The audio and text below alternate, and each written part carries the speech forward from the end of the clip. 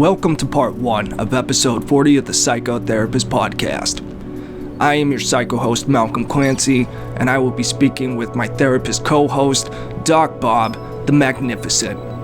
In this opening part of the episode, we give a shout out to the home team, and we explain why Massholes are the greatest people on earth, and if you hate us, it's just cause you ain't us.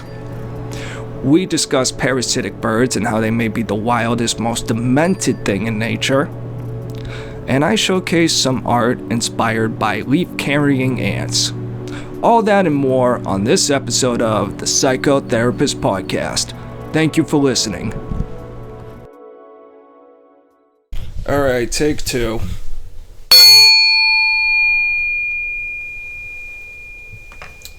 And we'll try again. Okay? Hopefully no interruptions this time. Hopefully no interruptions. Welcome back, everyone, to the Psychotherapist Podcast. Welcome back. Just a word about where we're coming from. We're coming to you from lovely downtown Quincy, Massachusetts.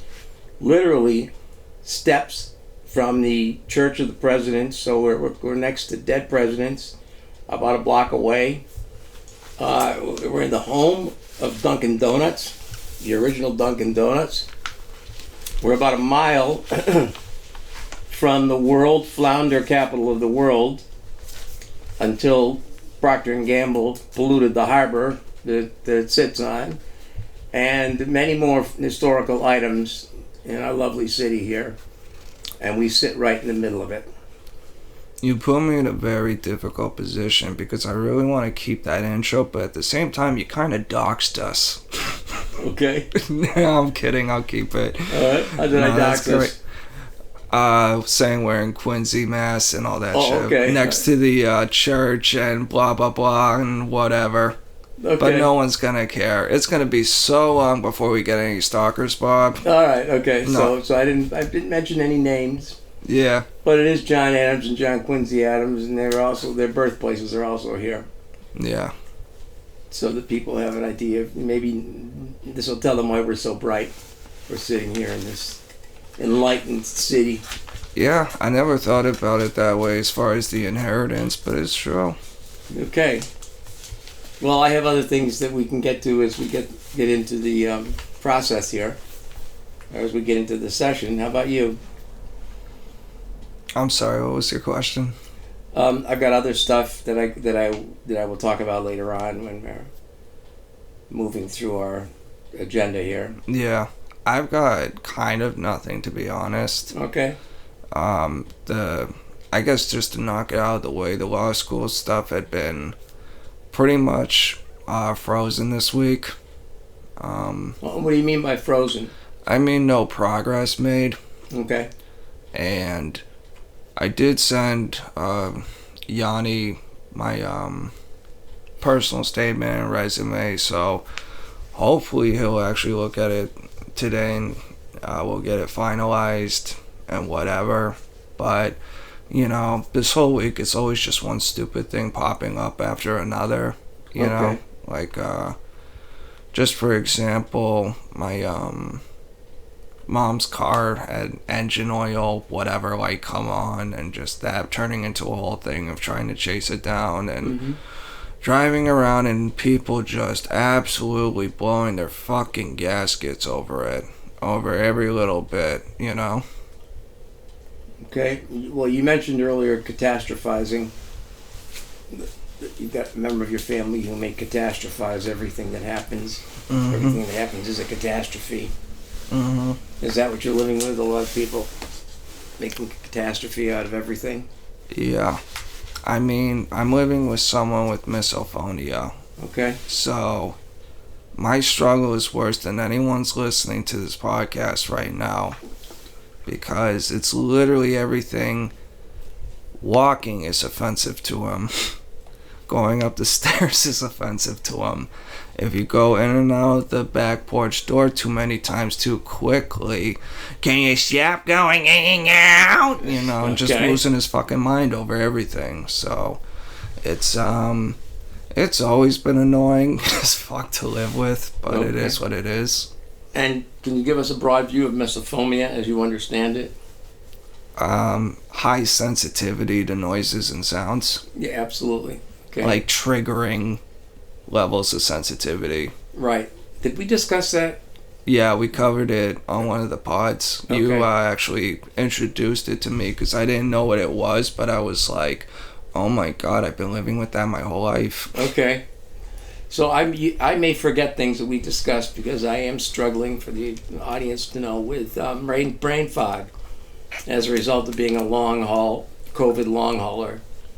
And I'm going to start working with some people around those issues. The brain fog is the most severe of my symptoms, fortunately, other than fatigue. So I may forget things, so you remind me if I've talked about it before, okay? I mean, we only talked about it once, and I only remember because I have to ultimately listen back to all of these to make sure there's no, like, confidential or incriminating shit. Right. So you need to you have to do the editing. Yeah, so it helps me kind of retain, I think, better. Okay. So just a last thought, just because not only do I have to listen to it, I've got to listen to some of it multiple times if I've got to, like, fine tune or edit it. So, okay. You know. Oh, we've run a pretty clean machine so far. For the most part, yeah. For the most part, yeah. We doxed my sister in the first 2 minutes. Yeah, okay. We doxed ourselves in the first 4. Yeah, okay, yeah. So not as We're clean on as fire. Not as clean as I thought it was. Nah, I'm kidding. I'm not going to have to edit this shit. I don't care. Well, I wanted to, share this with you. I just actually read this today. I've been focusing on a lot of cognitive stuff because that's what I'm working on. Certain things, that I knew about, that ways to increase your cognitive strength, and some things you do with people who are demented and all of that. But this one little sentence here sort of says it all. And the reason I'm looking at this is because it's an article in Psychology Today recently about people working on their brains and trying to keep their brains young. It seems a lot of people are suffering from cognitive issues for any one of a number of reasons. One being the same as me. It's an effect of COVID, and that's why the Ritalin supply is way down. I haven't taken Ritalin. I don't know if they're going to suggest it, but I'm up for it. Okay? Definitely. Good for you. Yeah. Yeah. So anyway, this quick sentence, I'll just read it. If you want to keep your brain young and functioning well, and who doesn't, your best bet is to inhabit or design or tie yourself to a community stimulating environment, one filled with physical activity, social interaction, challenging work, spirited conversation, crossword puzzles, a new language, or a musical instrument to master. A cognitively demanding occupation will do too. Well, there you go, in a nutshell. I think probably the best thing you can do for your brain, and I'm been severely lacking on it lately, is just reading. And reading is, they mention, as I get to the article, they mention reading. Reading is one of the best things you can do. Yeah, just speaking of sort of creativity and like design and stuff that I think I heard in that mix, I'll just show you a quick little drawing I did the other night. So I've been just binging whatchamacallit,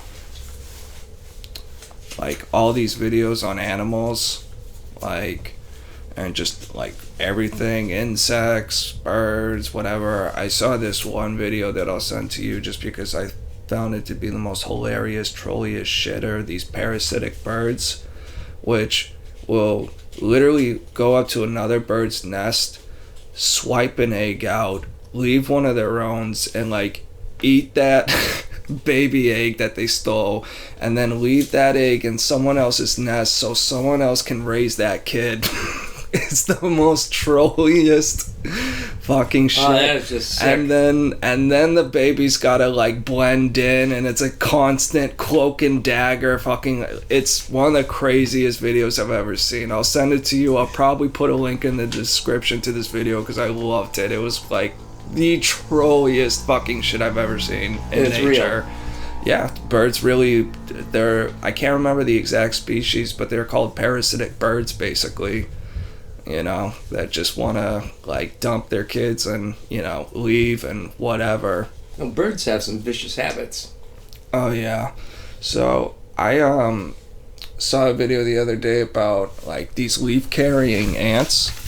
These are what? Leaf-carrying ants? Yeah. Okay. And it just looks really cool if you see a picture of them because, they're carrying these giant leaves that are all, like, way bigger than them and in this sort of, like, parade style of leaves. And so I just was really stoned and trying to mull over something, like, new to write, or draw, I should say. And I came up with Antlass, which is like Atlas. Only instead of holding up the world, he's holding up a giant sword that contains all these, like, it's gonna have all these stars and galaxies and all this shit of it. Okay. And he's sitting on a tree of life, but it's basically a tree of the multiverse. Okay. So yeah, that's what I do, before I go to bed. Wow. Now, some people would, making an observation, would say this is extremely stimulating. With the intricacy of what you're doing here, and would really be lighting up your alert brain cells, or the cells that should, that need to be lit up, rather than calming them down. What would you say?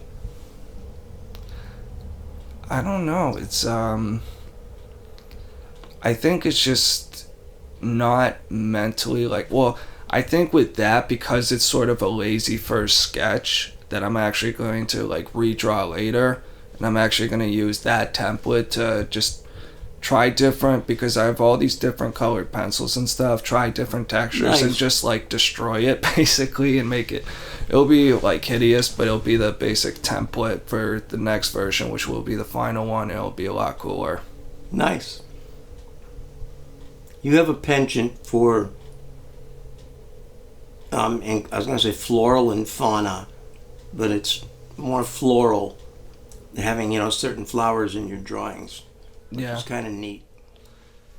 Yeah. So, yeah, I think,